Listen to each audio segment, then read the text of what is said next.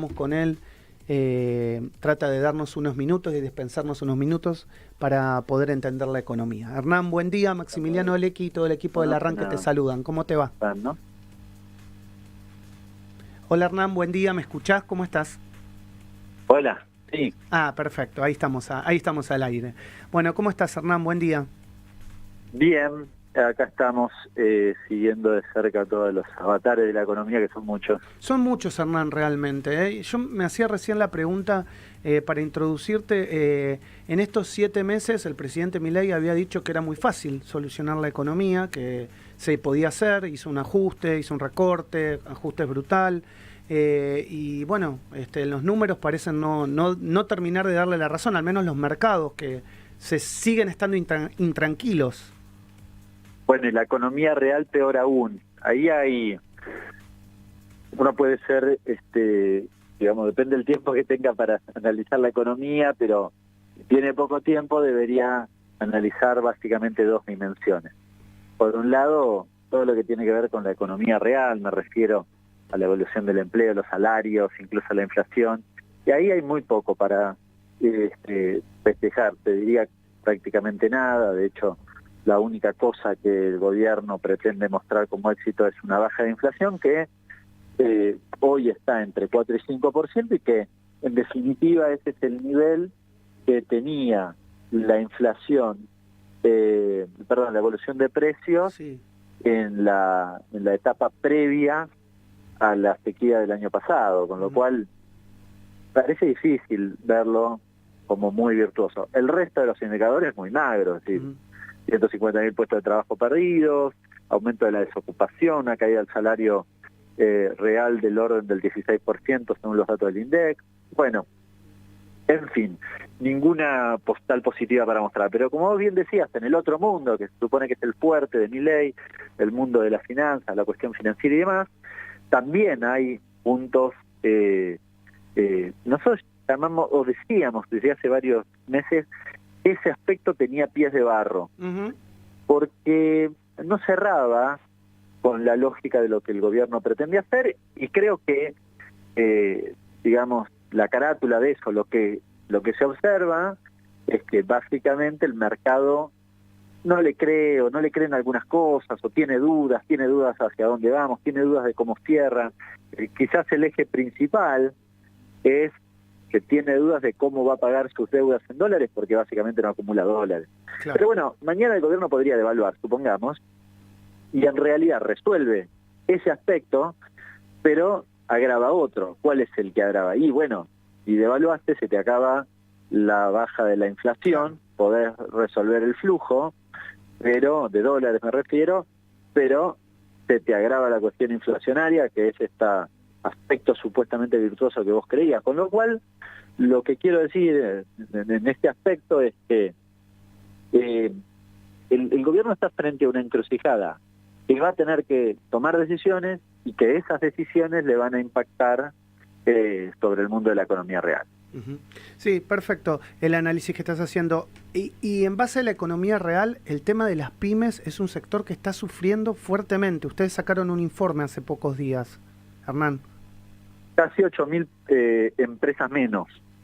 Si tomo desde el periodo noviembre hasta abril, que es el último dato disponible, con lo cual a esta altura del partido es probable que sean más de 10.000, pero bueno, en principio me ajusto a los datos concretos, 7.800 empresas menos para hacer. Es un proxy de empresas en realidad, porque son empleadores que dejaron de declarar empleados.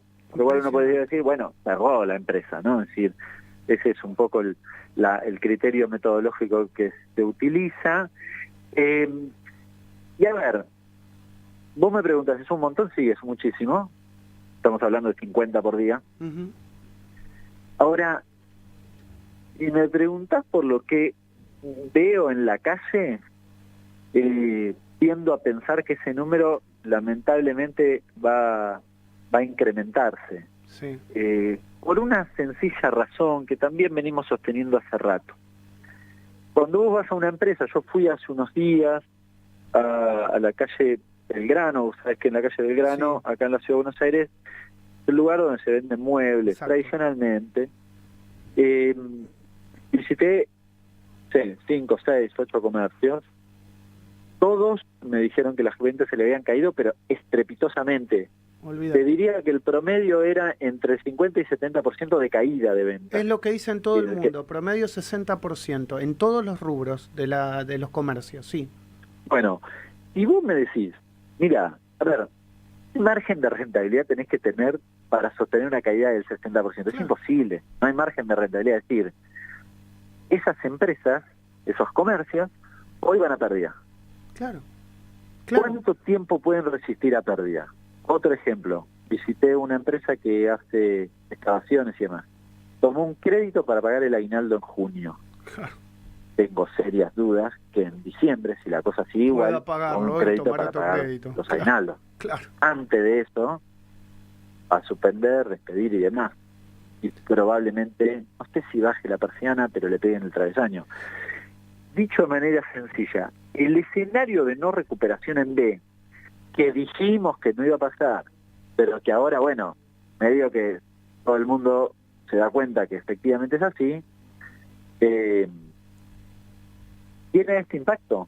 Sí. Y tiene este correlato en puestos de trabajo y en empresas pymes. Sabés, Hernán, que a mí me gusta mucho charlar con la gente, medio parecido así como haces vos, y lo que me dicen los comerciantes acá de la zona de Congreso es que esto se agrava más cuando alquilás, porque los comercios que de cualquier rubro que hoy subsisten tienen que ver con gente que es propietaria.